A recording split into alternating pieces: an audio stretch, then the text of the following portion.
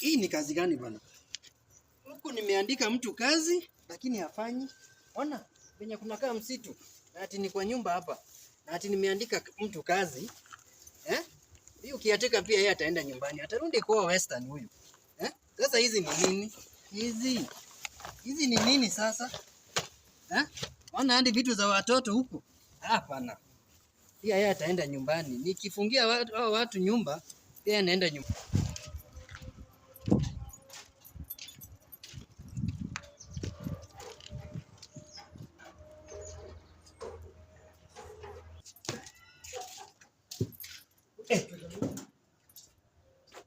Yaani kijana umekaa hapa, acha kuniita boss. Usiniita boss.